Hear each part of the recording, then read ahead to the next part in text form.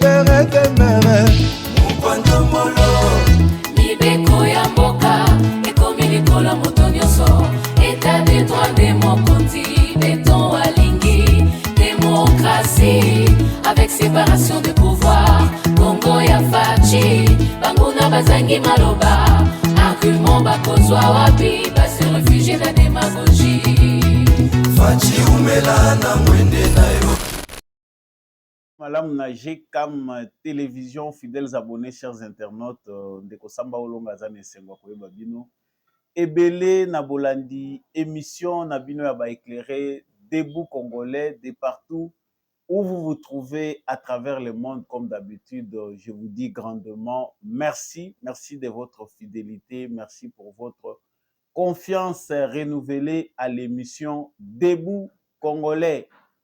Justice Yanzambe iratakate, justice Yanzambe motomoko te aishapaka na contrôle nango wana ezali ba maître mo ekotaka biso na information na biso na lingaka ko rappeler ba commun de mortels que eza malamu koyeba que justice Yanzambe ezalaka soko kosalaka mabe okanisi biso tomoni yo te to po kosala mabe okanisi que oza makasi koleka mokili mobimba sache-le bien que lisu moko ezali komona yo invisible okofuta mabe na yo si ce n'est pas sur cette terre même dans l'au-delà et moi je ne souhaite pas que oya kofuta mabe il n'est pas tard pour changer bongola bizaleli salaka kaka malamu nalombango nakei na basango oyo ememi ngai liboso na bino mokolo ya lelo sango ya yambo esengeli toyeba ete tata mokonzi ya ekolo Félix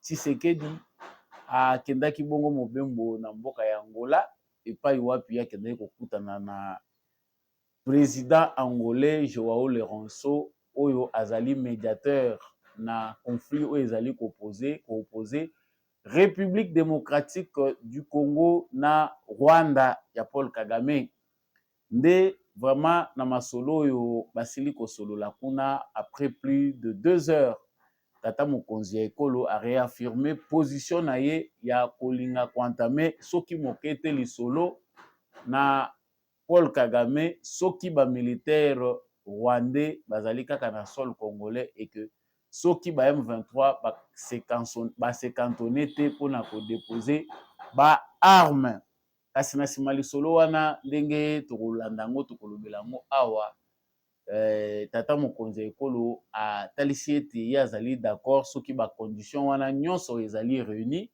ya kokutana seke andima rencontre esalema lisusu entre ye na président rwandais Paul Kagame yango mpenza nde ezali conclusion ya masolo euti kosolama kuna eske ezali masolo oyo Congolais akoyamba ngo na mutema kufungama tokolobela ngo na kati émission oyo pouvons-nous compter cette fois-ci sur la discipline où Paul Kagame a koki kondima cette fois-ci pour reculer, pour reprendre les militaires naïe, pour quitter sol congolais pour laisser les voies à des échanges. Sur quoi seront basés ces échanges? Quelle serait la concession pour la République démocratique du Congo? Qu'est-ce qui pousse aujourd'hui, qui fait pression alors que sur le terrain, tout ça, comme on a que bah, militaires nabiso bazali ko se comporter très bien? Qu'est-ce qui est à la base de cette énième rencontre qui sera probablement dans les prochains jours? Tokolobelango na kati. Il y a émission nabiso toujours liée à cette émission et ces points dont nous venons de parler. Nous allons aussi parler de la descente de l'ambassadeur des États-Unis na quartier général ya force ya SADC akei kosala nini. En tout cas ezali important tolobelango na kati ya émission na biso lelo toko décrypter ba sujet mingi te sujet ya suka toko lobela awa ezali sujet ya société congolaise ndenge ma ezali koleka décision moko ezomaki na la police na via ministre intérieur via la police ete bato ya moto ba motocycliste ba tambolaka lisusu te na commune ya Gombe. En tout cas eza ba disposition ezwamaki kasi badesizio wana ezwamaki ete moto soki ekoti te moto ekomeka kokota kuna esengeli bakanga yango, kasi likambo ya kokamwa ezali na bamesure moko ezali improvise na ya la police mpona kokanga na motard na client oyo amati likolo ya moto na ye. Devons-nous dire que tokoki kolamuka na ntongo motu nyonso sous prétexte ya parcelle ya pouvoir bapesi ye aimprovise mpe mibeko na ndenge na ye. Yango bayimboka batuni ngai Samba Olonga kota na ndako ya bakonzi tunela biso est-ce que mobeko ya sika ebimi sur base de quel article de la loi doit-on arrêter les clients oyo amati likolo ya moto lokola bango bazwi ba disposition ya malamu mpona kopréserver quand même sécurité ya ba ambassade oyo bango bazali koconsidere mingi na kati ya commune ya Gombe. Ba mesure mosusu nini bazwi supplémentaire parce que Kinshasa eza enclavé kotambola kutu ezali na facilité bato nyonso bazolongwa d'un coin vers un autre facilement taxi ekoma ya koluka na commune ya Gombe. Tokolobela yango na kati émission na biso na pesi bino encore une fois de plus boyeyi malamu na kati émission Debout Congolais. Merci na bino ba nyonso bolingaka la voix des éclairés à travers mwana mboka Samba Olonga. Soki yo oza nanu abonné te oza na retard, abonnez-vous pour ne jamais manquer nos analyses, notre décryptage des informations. Wana o s'abonner esengeli na yo ko liker, ko partager et puis soki okoki kosala yango kotikela biso commentaire depuis wapi yo oza kolanda biso, depuis wapi yo ozali ko partager basango ya République démocratique du Congo en commentaire. Wazalendo na motema, FARDC na motema. Nazongi na basango na biso, basango mususu pe lembisaka, basango mususu pe pesaka esengo. À chaque information son énergie. Information alelo ndenge bouti kolandango na sommaire. Président Félix Tshisekedi akomaki na mboka Luanda kendaki lelo akomi pe lelo bato bayebi eza nango musika te na Congo awa. Donc une heure ou moins d'une heure déjà président de la République a kozala déjà na capitale ya Luanda. Donc ezalaka nango pende exercice mingi te. Donc Congo Brazzaville, Angola ezalaka ba pays moko frontalier et puis tout près. Donc vraiment koko so ezalaka mingi te mpona korejoindre bapays wana kasi mpona bayimboka déjà bato ebele balingaki kolinga yango te. Nous sommes en communication avec beaucoup de nos frères congolais, beaucoup de nos compatriotes, voire même des citoyens rwandais qui ne sont pas d'accord avec le régime de Kagame. Ils n'étaient pas d'accord pour le déplacement de Félix Tshisekedi en Angola. En tout cas, pour nabato belé ezali piège bazali kotondre na ye, ezali mitambo. Félix Tshisekedi, il faut ça la très attention na vie na ye, surtout na moment oyo tokomi, ils sont en train de chercher quelque chose oyo bango balingi basala na ye et il doit faire confiance à personne. Félix Tshisekedi ndenge toza kolobela ngo azali mwana mokete, azali président de la République, mais kozala pe président de la République yango epesi mutu 100% ya vigilance te to epesi mutu 100% ya kokommettre erreur te. Donc mutu akozala pe tata mokonzi ya ekolo kasi eloko moko erreur moko esalami par mégarde ou par manque d'information ou peut-être par information biaisée. Balesi yo information ya mabe po bakweyisa yo na motambo. Donc il faut toujours prendre en considération équipe ya sécurité ya président de la République, inquiétude ya baimboka concernant sécurité ya président de la République. Malgré ça, Félix Tshisekedi akomaki na ye sans problème na Angola. Et pas wapi ndenge boza komona ngo na ba bilili na ba photo ake ezalaki très chaleureux comme d'habitude na muninga na ye Joao Lorenzo ba honneur to sito mesana nango, mais l'important ezali le contenu hein. Ambeli nyonso wana ba photo nyonso wana biso toza nango penda bosenga te, biso tolingi toyeba akei kosala nini, apport nango ekozala nini na situation tozali ko traverser.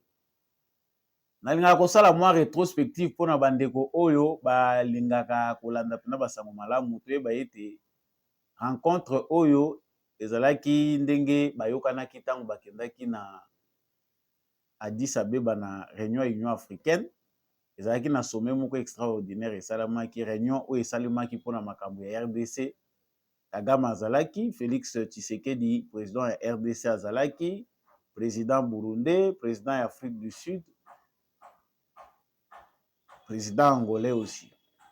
En tout cas, na kati ya réunion wana, les soucis majeurs ezalaki ko décanter situation à l'est de la République démocratique du Congo. Na kati ya réunion, bayokanaki te.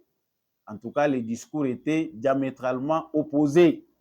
Félix Tshisekedi ne jurait que par les retraits des troupes rwandaises sur le sol congolais. Kagame atika ba Congolais kimia.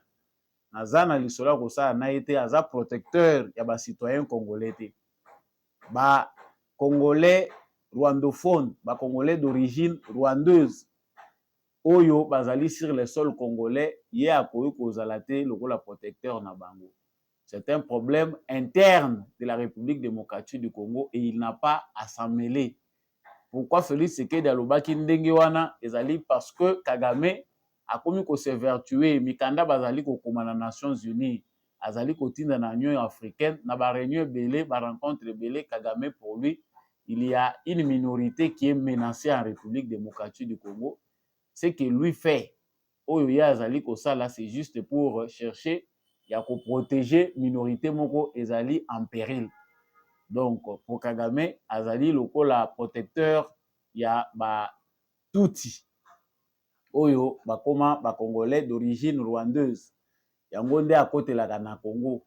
Et en dehors de cela, il parle de FDLR que l'armée congolaise ba utilisaka. Donc pour na bango balobi, aussi longtemps que les FDLR représenterait une menace pour na mboka na bango, bango bako continuer aux ba disposition pour ba se sécuriser. Donc la suite des alaki qui après réunion au esalemaki na cadre de l'Union africaine, président angolais Joao Lorenzo azali médiateur a Zwaki Mokano ete esengeli dialogue moko direct esalema entre République démocratique du Congo, président Félix Tshisekedi na Paul Kagame. Mais yambo dialogue wana esalema esengeli ayamba bango nanu séparément. Ayambi Félix Tshisekedi na Luanda, après ayambi pe Paul Kagame ayoki bango a trouvé compromis wekoyi ko aider basolola. Nde yango nde esali que président Félix Tshisekedi akende kuna. Sikoyo toye na actualité. Actualité ezali nini? Pourquoi Félix Tshisekedi accueilli? En tout cas, nous cherchons déjà à le savoir. Pourquoi Félix Tshisekedi est allé na Luanda? Félix Tshisekedi accueilli, ndenge na uti kolobaki. Accueilli pona ko solola. Ba sololi position ya Tshisekedi échangé te. Ezali position oyo alobi sikate to si toyoka ka mpe na munoko ya ministre ya Affaires étrangères Christophe Lutundula. République démocratique du Congo ezali prêt pour ko échanger, ko dialoguer. Mais ezali na ba condition il faut ezala créer pe ezala respecter. Muto biso bino bozotinda biso to sola na eto luka compromis na kimia mandoki elelate asabotaki asapaki processus ya Nairobi. Yende muto bandaye kokoba kotinda ba militaire na ye ba terroriste na ye ya M23 soki ba se cantonaki te ba boyaki ko se désarmer, c'est sur base yango nde muto esali ke processus wana esombre. Bino bato bozo senga biso lisolo soki ye a récupérer ba militaire na ye abimi na sol congolais ba M23 bakitisi mandoki na bango wala tokende ko solola toyeba concrètement qu'est-ce qui peut être fait. yango pe président de la République alobaki lisusu na Union africaine langaki na bosana. Dialogue, oui, je suis prêt à dialoguer, mais pas à n'importe quel prix. C'était bel et bien clair. Mais lelo yo basololi na Lorenzo 2 heures, plus de 2 heures. En tout cas, en tout cas, ba s'épuiser na makambo esengela ki basolola. Ba s'épuiser vraiment. Ils ont bien échangé makambo nyonso bango esengela ki babimisi yango. Okoyeba ke Angola na makambo ya kotite, tomoni makambo ya SADC, l'Angola n'a pas participé sur le terrain. Pourquoi? Statut neutre azanango na rôle ya médiation oyo bapesi Lorenzo. Mais question tozali ko se poser ezali que balobi après rencontre ndenge basololi na Joao Lorenzo, Félix Tshisekedi azali d'accord pour que rencontre esalema entre ye na Kagame selon exigence internationale. Mais rencontre esengeli esalema, il y a des préalables, les conditions qu'il a posées. Ba condition ezali abimisata militaire moko te na sol congolais azala lisusu, rwandais azala te. Deuxièmement, bato toza ko benga ba M23 bana na yo wana ba déposer ba arme na bango. Tango biso tozo se rappeler, tozo yeba que c'est pas pour la première fois, il y a rien de nouveau dans les échanges. Encore moins dans la conclusion, parce que na o nyonso bango ba solola ki balobaki ke compte rendu kozala te, mais au moins ils ont donné ce qu'ils peuvent donner comme information. Biso toza komituna ya sika ebimi ezali nini? En tout cas, ya sika d'abord na forme ya masolo, tomoni ya sika te parce que ba rencontre ya modèle ici salemaki même pe na Luanda. La dernière fois que Félix Tshisekedi était face à Paul Kagame à Luanda avec Joao Lorenzo comme médiateur, c'est la même clause qui a été prise pour départager. On a demandé à Kagame de retirer ses troupes. Oh, tozali koloba, il y a plus d'un an, c'est ce qui a été conclu. Je ne sais pas si je me trompe, c'est une année ou plus d'un an, je ne sais pas. Mais la dernière fois que Félix Tshisekedi était face à Paul Kagame na Luanda, la conclusion était celle-là. Abimisa ba militaire na ye. Et ça lit une année, ma pression internationale, il y a États-Unis, il y a Union européenne, rien n'est fait. Lelo tozongi lisusu na case à départ. Non, en tant que Zwami, Tshisekedi ba kutana na Kagame, ba solola, voilà, pour ba trouver solution moko pacifique na ndenge ya diplomatie. Bandeko ngai ta nga nazo nakomaka na ba point oyo nazomona ba répétition oyo ba tournure oyo bato bazo salisa biso na yo kaka kande mataka nga bolobaka o sambolo moza kanda. Non, quand on comprend certaines choses au moni ke bakomi ko sakana na yo, il faut s'énerver o kaka kande matio. Donc Félix Tshisekedi garde sa position, mais va conclure que il faut bakutana oyo esalemaki ya une année passée, plus d'une année même. Yango tozongi nango lisusu. Est-ce que Kagame azali prêt ya ko respecter ce qui a été demandé il y a plus d'une année et oyo bazali ko répéter sikoyo? Tosi toyebi ndenge nini fonctionnement ya Kagame ezali. Comment chaque fois que Kagame est en position de faiblesse, les Occidentaux les viennent en l'aide. Bayaka kopesa ye souffle ya sika. Parce que c'est leur système, il fonctionne comme ça depuis longtemps. Et nous qui sommes déterminés pour aller de l'avant, parce que nous avons besoin de mettre fin à notre insécurité, nous ne pouvons pas nous laisser aussi, d'une certaine manière, distraire par les aventures à l'américaine.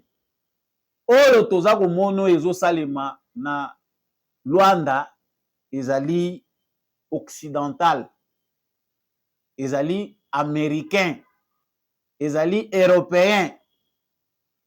Bango nyonso bamoni ke Tshisekedi akomi na batension, Tshisekedi kanda eza makasi, ambition ekomi ya guerre bitumba. Et puis na ndenge o Tshisekedi akomi ko se tracasser po akata ba chaîne des ordres kobimawa, nous risquons de perdre tout. Comment freiner l'élan? Voilà, nous proposons que la solution soit diplomatique. L'issue de la guerre à l'est du Congo ne sera jamais militaire, il sera résolu par la crise sera résolue par les dialogues diplomatiques. Tomoni ba terme alolenge na lolenge. Bozelaki boya bokoma contre mur après bo misela biso ba terme oyo tosi toyebi. Oyo biso soki photo définir en fonction ya usage au bino bosala ka ya ba terme na bino, on ne peut jamais faire confiance à un Américain ni encore moins à un Européen diplomate qui vient s'exprimer devant les Congolais. Moi, je pense que le président a là tous les éléments pour être prudent face à ces gens qui sont animés de mauvaise foi. Aussitôt, que la communauté internationale est complice, les complots émanent de là, ils ne veulent pas de nous. C'est les richesses de Moutezali pour ça. La tête de Tshisekedi est à couper parce qu'il devient gênant, il n'écoute personne, il veut le bonheur de son peuple, il veut enterrer le passé. Il veut mettre fin au statu quo pour un changement. Oyo bango, bazana no habitué nangote. Tout est clair. Si les Américains baza ko yela biso, ba yeli biso le sous schéma, bazongi biso ka na schéma wana case de départ.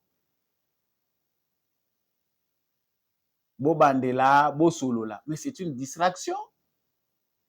Tozo solola nini? Soki bo moni ka commune état ya faiblesse.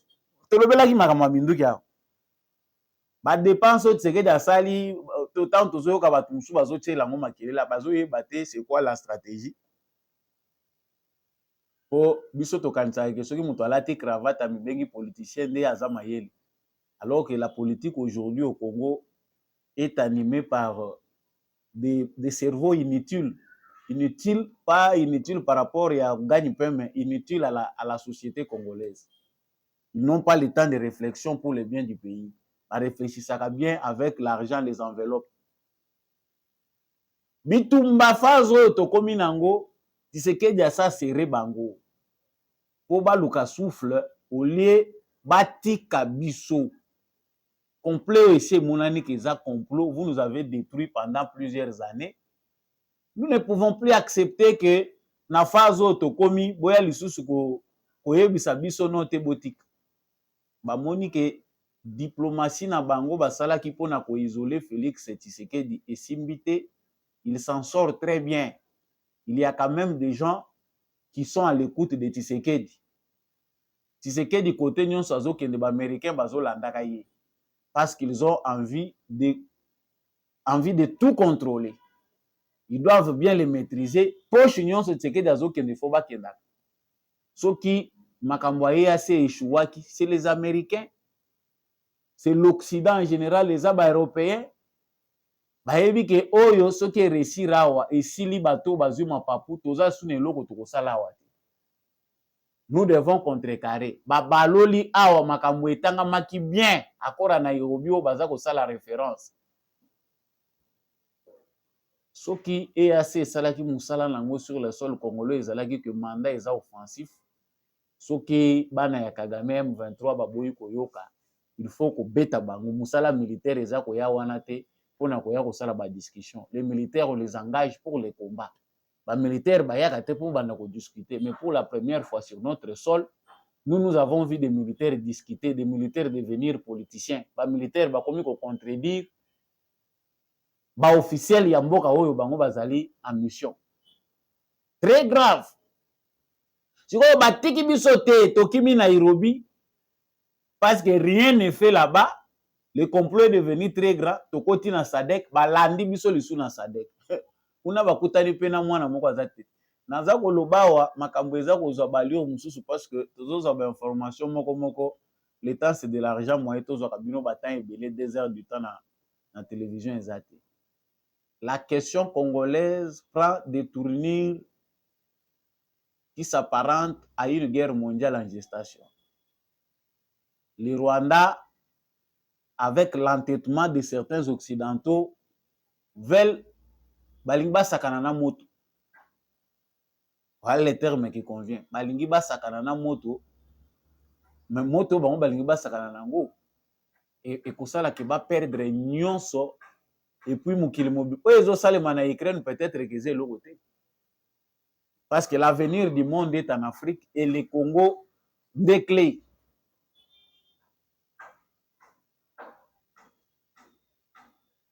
Rwanda mikolo oyo nyonso ekomi kaka armée na bango, chef d'état-major, ministre ya défense oyo bayambi moto armée tel, toyambi bato ya Pologne oyo toyambi Malawi oyo toyambi tel. Les occidentaux balingi babangisa Tshisekedi non soki omeki kokende guerre na Rwanda, toute l'Afrique sera contre toi. Batindi na ba-Algérien, chef d'état-major algérien kende kokutana na armée rwandaise. Les occidentaux mutu azolenga bino mpe liso aza te tosi tokufa na biso tokobanga lisusu te. Yango tomoni Christophe Lutundula abengi ambassadeur na bango mpo biso mpe mikolo diplomatie eza kaka tikotak. Tolingi tozwa clarté. Ça c'est le pays qui nous agresse. Soki boke kuna bozana ye to bozana biso. Nous devons être clairs à ces points. Ndenge totunaki Union européenne, ndenge tozotuna ba Algérien. C'est-à-dire l'opinion occidentale sait qu'ils sont déjà en guerre. La menace russe est sérieuse. Ba russe baza pe na besoin ko se planter. Baza déjà na porte ya Congo. Baza na besoin ko tia ba base na bango. Pour l'Amérique, c'est déjà dangereux. Mais au lieu de se comporter en responsable, que voilà, le rôle à tozo banga, maintenant sango ya ba russe, ceux qui va s'implanter, nous to risquer tozanga nyonso. Ils ne se comportent pas responsables et ils sont en train de réfléchir comme en antiquité. Le roi na kala, ça dit to négocier na bango ndenge zaka na kala. Voilà pourquoi ils ne s'entendent pas avec Tshisekedi. Bino bozo banga ba russe ke bakomi koya kokota na bamboka na biso. Mais bo fongola jeu bolingi ko fongola jeu te. Lokola bolingi ko fongola jeu te, nous faisons ce que nous voulons. Vous attendez que bomo na ba russe bakoma na porte à Congo po boya ko se mobiliser. Soni. La politique de Tshisekedi, moi, chaque jour, parce qu'on comprend mieux certaines choses, toujours CCT, Koba, Kilaïba, éloge. La diplomatie de Tshisekedi est une diplomatie d'excellence. Nous sommes diplomates à Bouété depuis Congo et Congo. C'est un bon président diplomate. Azo bouger monde. Tshisekedi, aza casse-tête, y a occidentaux. Naba moyen boye, bango bazali puissant, ils ont tous les moyens, mais à bêtisi bango mitou. Amérique a komi paya tinda boye sala boye ba jamik bana mike obozo ko sala bo banda ko kotisa ba pays en contribution ba kende Rwanda po ba bangisa Congo. Non. Pona nini ba monique porte ya Congo efongwami. Armement soki mususu to kostoka kango na banda kuna biso l'état congolais ya kabiso pe tozana 30 hectares na biso so ma bibundeli exploiter cha bibundeli kuna. Nous risquons d'aller jusqu'à commencer service militaire même dans maternelle pour pas comprendre qu'on en a assez. La révolte de Tshisekedi nous amène vers une révolution. Malheureusement, il y a des idiots qui ne changent pas au Congo. Ba cerveau na bango eza na bosoto ya kala qui peut nettoyer ça. Donc l'affaire dont nous parlons à Luanda, Tshisekedi azana ekaka ko flatter ba américain mutemeza sukunate pour éviter des conflits ouverts parce que Tshisekedi n'est pas un homme de conflits ouverts, c'est quelqu'un qui aime bien se camoufler. Il agit bien de cette façon-là. Soko lingoye ba position Tshisekedi, c'est que Tshisekedi n'est plus fort. Tshisekedi aza tantôt rouge, tantôt bleu, ozoye bate aza wapi. Qu'est-ce qu'il va faire? C'est ce que Tshisekedi, c'est ça la force de Tshisekedi. Moyen azala mutu ya shosho lokola ba musée ala kisabango ouvertement que toza na kanda na bino to muto bebisa ezati. Awo memo bango ka ndenge ba okende boko surtout kaka to marquer point. Siko bosali boye pona nini mais biso tozo avancer. Bino bozo kanisa ke kotika la ka ndenge ezotika. La rencontre entre Tshisekedi et Kagame ne servira à rien tant que les occidentaux n'ont pas encore la conscience qu'ils doivent réparer leurs erreurs. Le préjudice causé au peuple congolais est très grand que un moko ezali ko se développer katina biso contre Batouana. Ça risque de devenir très dangereux. po mokolo toko décider ko bebisa poto yebisa ba congolais ke ba intérêt nyonso ba occidentaux na mboko toli ko mona ngo sute wana ba kopesa ngo kombo terrorisme. Mais là lokola congolais azana ye nanu na ndenge biso ba bantu tozalaka neti azali neti akotomboka kate bango bazomona ngo baza nanu bakoli te. Ça deviendra sérieux. Kagame qui pense que de tout ils sont menacés au Congo. Mais la communauté internationale maîtrise bien ces dossiers. Bah tout yo baza na Congo Kagame azomona ki baza en danger. Ye communauté internationale oyo ayebi début à crise oyo bango moko baza à la base. Ba ko reprocher mutu na bango te que fongola dialogue oyo bango bazoluka Tshisekedi na Kagame. Logiquement, c'est un dialogue pour le départ. Si c'est le dialogue pour le départ de Kagame, là, on comprendra que l'Occident a pris maintenant conscience que basali bereur mingi balingi bakota na voie à réparation. Ou c'est encore un dialogue pour que les Rwandais qui sont nombreux à travers l'Afrique centrale, bakimi Kagame, baza ebele éparpillés à travers le monde, bazonga ipana bango na Rwanda bakende ko dialoguer na Kagame. C'est bien clair. Mais tozomona bango bazokende na côté wana te bango bazoya nango ka vers biso. Pourquoi? Parce que les richesses intéressent. Les débats tournent autour des minéraux. Tika to lekiselaka bango tango na ba processus moko ezanga tina bozo lekisela biso tango te. On ne va pas tout dire ici, mais les Congolais qui avaient déjà une longueur d'avance comprennent point nini Tshisekedi akoni. Soki bino bokanisa bo lekisela biso tango, chaque jour qui passe nous développons de stratégies. Nous sommes révoltés. Mokolo boko yoka ke Congolais nyonso akomi wazalendo nde boko comprendre penda que oui, la guerre sera longue et populaire au Mouza Lobaki avec des prophètes et zoko kesamande sikoyo. Parce que c'est là où nous allons. Donc, comme monsieur le président de la République, toyebi ke tokote ya o lisusu te, tozo loko moko tozo biso ya sikate, mais biso na front to lembisa pete. Pona moment pe toza ko loba na pesi félicitations na ba forces armées de la République démocratique du Congo, to komi na mapinga o soki balobi ke un jour na Kigali balamuki bayoki ka matanga ke ba généraux misatu 4 bazalaka bazali susute. C'est que oui, mbongo na biso ba milliards ezo bimaka pona makambo ya défense et sécurité ezo sala musala na. Toyoki na Bambo, toyoki na coin mususu na Rutshuru ke ba force spéciale ya République démocratique du Congo ba mener ba opération. Yo na mboka batu oye kolala pongi oye na mboka batu même soki bozo ko conquérir localité wana eza na maboko na bino olala pongi alamuki déjà katisaki na ngambu, c'est-à-dire en enfer. Liwa ya pongi eza mabe ozwi tante ke otala lisusu bote ya mokili yango yo zo katisaka mbala moko na lifelo ozalaki ya kolala babeti yo lisasi kaka na ndenge ya kolala wana okei mbala moko. Félicitations na ba commando na biso nyonso eza ya koloba te tolobi o biso toko koloba. Mais désormais bangomba wana na bazamba nyonso bakomisaki ya bango na Congo maseke kozala lisusu te. Les forces armées de la République démocratique du Congo continuent à avancer. Il n'y a pas de cesser le fait tant que les militaires rwandais sont sur le sol congolais, on ne l'acceptera pas.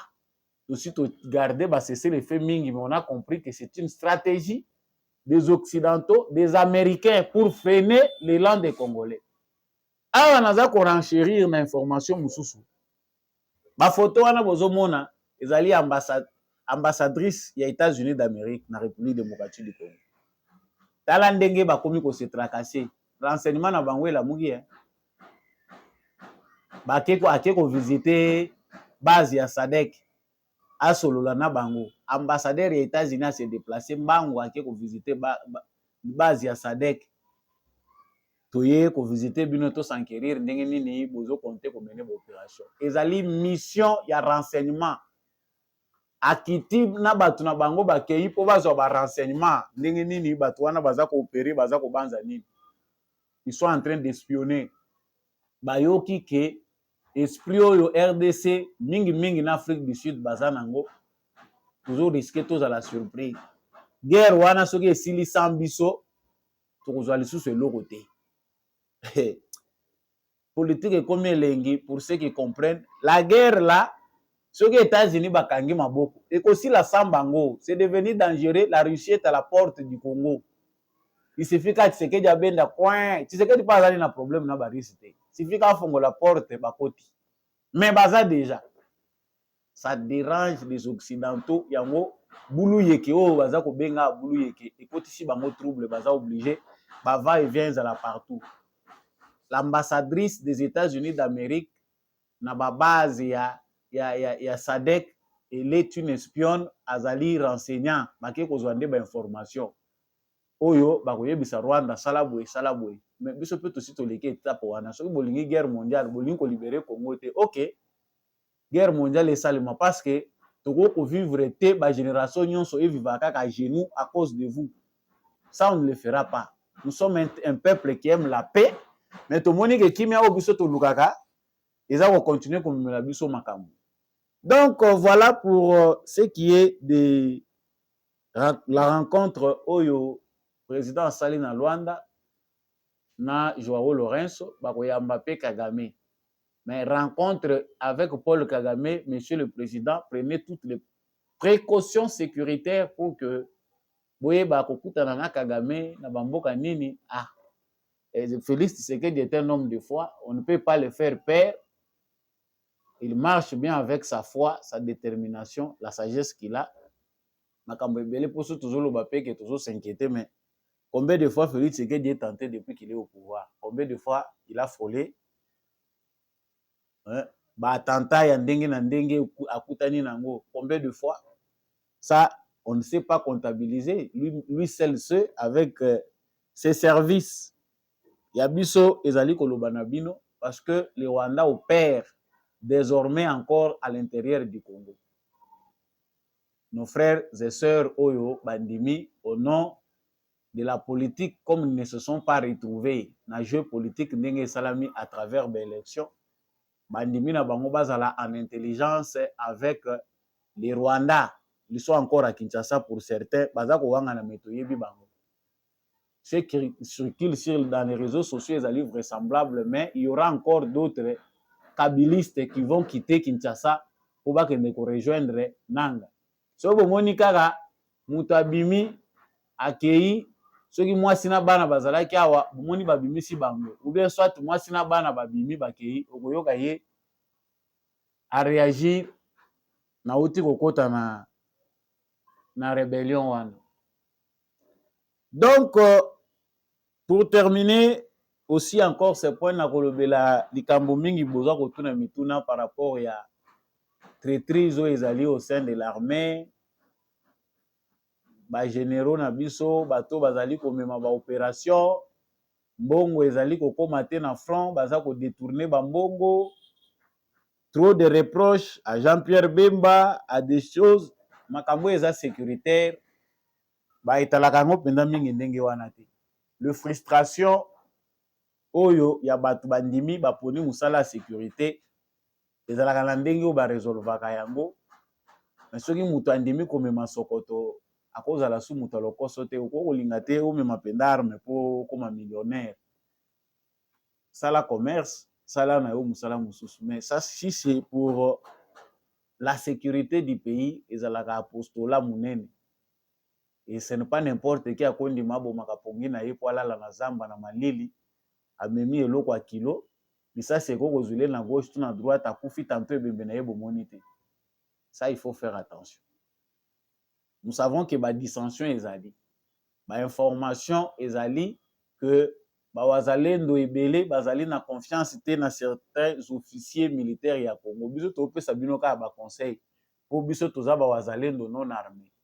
S'il vous plaît, ne faites pas que vos frustrations puissent aider l'ennemi. Dénoncer, c'est très bien, mais la frustration na bino et qu'il ne peut alimenter tes forces, il y a ennemi. L'argent, oui, ceux qui le Congo et Bongi, chacun aura sa place. Nous n'avons pas encore bénéficié, nous Congolais, de notre argent. Mais ba traître, ndenge basi balaka ki bango. Ezana makambo ezo salema na armée de manière secrète. Oyo ezala ba wazalendo, ezala qui que ce soit, ba yebi yango te. Ça, c'est le secret du président de la République. Nabosu kisi, na ebisaki bino makambo eza koleka na ville ya Kinshasa, bakangi bato ya moto, bakangi na ba client. Samba Olonga article nini ya constitution, article nini ya code pénal congolais ezali ko permettre que bakanga mutu azali na infraction bakanga na client. Tolanda nanu video wana sima tozongi.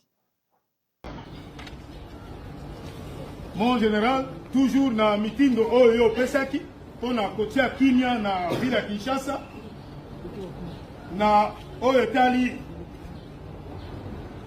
moto ekota na commune ya Gombete ezaka musala oyo sosala ba service na yo mokolo ya lelo bato oyo bazali awa bango batie mangongi bazali 28 oyo baza ba motocycliste nde bakangami mais bakangami lelo parce que mokolo ya lelo mitundo oyaki kobakisa yango lisusu olobi ete non seulement kokanga motocycliste mais esengeli kokanga pe passager parce que soki bato bazoboya komata na moto mpo na Gombe bango bakozanga bato ya kokumba bakotika pe mosala wana na komini ya Gombe nde yango wana bazali awa oyo bakangami lelo pe baoyo bamataki na bamoto bango wana bazali kuna nsima nde bakangamaki na mitindo oyo opesaki mokolo lelo na tongo pe lisusu mon général nalingi na informe yo séance tenante que mokolo ya lelo tokokisi 920 moto oyo eza saisi faute ya esika nakanisi presse bazali na nsima kuna bazomona se plein na bamoto voilà batata ya bato bamataki na bango moto peut-être aza koluka na ye mbangu na interview ya mosala soki azolinga akende wapi na veste na banini bokangi bango bovandisi bango na mabele lokola bakuluna sous prétexte que to improviser mesure ya kokanga maintenant na mutu amati moto na mutu ya oyo azokumba moto. On n'improvise pas. Peut-être ba chef bakobeta maboko, mais nous sommes dans quel genre de société? L'exemple commence au sommet. Tant bato bazomona bato baza na sommet, baza ko se comporter malamu te, c'est difficile pour que à la base bato ba changer. Le changement que nous voulons, l'exemple doit venir d'en haut. C'est difficile, ba ministre rebelle, ba gouverneur, balanda comportement tata mokonzi ekolo oyo lelo azali base ya confiance. Oyo zonga muke muke entre ba gouvernant na ba gouverner. Mais le reste ici bozo décevoir biso. Et loko bino bomoni par lesquels ordre de kozonga sécurité kozonga na ville ya Kinshasa donc à 100% ezali ko bana ko pekisa ba moto. Mais trouver des moyens. Kinshasa ezali enclavé. Biso nyonso toza ko lobakawa toza nanu ba piéton mituka ezate. Sans moto, vous ne pouvez pas circuler dans la ville de Kinshasa. Moto wana bato bazali ko circuler nango même à Gombe, ba taxi est comme problématique. Il faut koyeba d'abord avant ko zwa ba mesure, ko ta la mobilité, ko étudier nanu ba mesure ango. Est-ce que tokoki te ko luka ndenge nini tokoki ko encadrer bato oyo d'une certaine manière. Déjà na Gombe, ezaki na bato ba travailler kaka uniquement na Gombe. Bato ya moto, baza na ba gilet na bango, ils étaient bien répertoriés. Si vous avez mesure bolobi moto ekota lisusu Gombe te. Il y a combien de taxis na Gombe? Ba chauffeur à taxi ba moni que pour la plupart taxi efutaka lisusu bien te depuis embouteillage ekoma makasi. Ba taxi ekota lisusu mbongo te ndenge ezalaka na kala. Siko foko yeba bato baza kotambola na nini po bakoma mbangu na banini na bango. Vous avez pris le temps de réfléchir ou bien vous avez agi par émotion parce que l'ambassadeur na bino ba se sentaki en danger. Ezali pasi biso tozo loba po bino boyoka ezate parce que tozo combattre bino bo perdre ba bibonga na bino. On n'en a pas besoin. Muta bota maka ministre to président de la République azalaka te. On les devient to komi. Tant on komi yeba pe ke lobi kolongwaka mais sala malamu pour l'intérêt de tous. Vous n'avez pas le temps de bien méditer sur vos décisions. Ba improviser ka jamais sanction. So bato bakangami ke onote ba informer yango mo colonie. C'est bien que la police fasse même un communiqué soki ezali na jurisprudence toyebi te que mutu nyonso désormais akomata likolo ya moto na Gombe ayebaka ntango bakangi mutu ya moto na ye mpe mutu wana bakokanga ye, mais ni communiqué ni rien. Tata Bobimba moni ne banda pe na telemaki anazomona pe mituka kokotisa nga banzela kati te. Gombe ezali na banzela kati kati po na ko faciliter mobilité moto ekoma nango ko aider.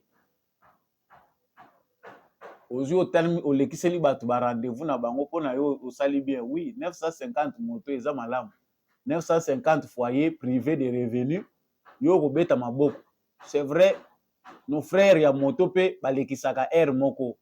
Parce que incivisme eza mingi. Mais incivisme wana ezaka uniquement na bato moto te. Les Congolais dans la majorité, surtout génération au Kabila Tikao, c'est la plupart incivique. Civisme ata muke ezate. Mutu azosuba na nzela pembeni ya immeuble ya bato. Na mutu oyo azape lisusu ko tambola sans ko respecter ba code de la route. C'est eza nyonso ba sanction. To bino bomoni kake oyo eza mabe makasi ezali nde ya bato moto. To salaka te koluka changement de manière sélective. Yo zo pointer muninga musapi. O bango baza bato moto omoni bango ke baza trop arrogant, bazali na désordre mingi. Bongo ba chauffeur à 207 na ba receveur to benga ka sur ba perspective. Bazaka ndenge moko. Impolitesse wana eza na bango nyonso et voilà comment ça se passe. Émission ya lelo ekomi na suka ya biso ezali koloba ya bato oyo bazali kokamba mboka ezali kosala.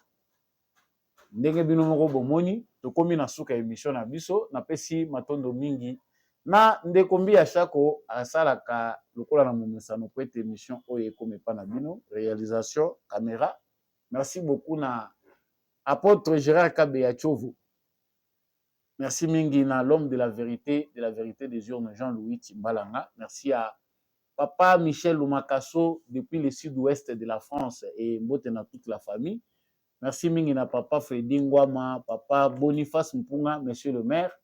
Merci beaucoup na Papa Maurice Kikangala. Il nous suit très bien depuis l'Irlande. Papa Kennedy Mukendi, Papa Jeff depuis l'Autriche.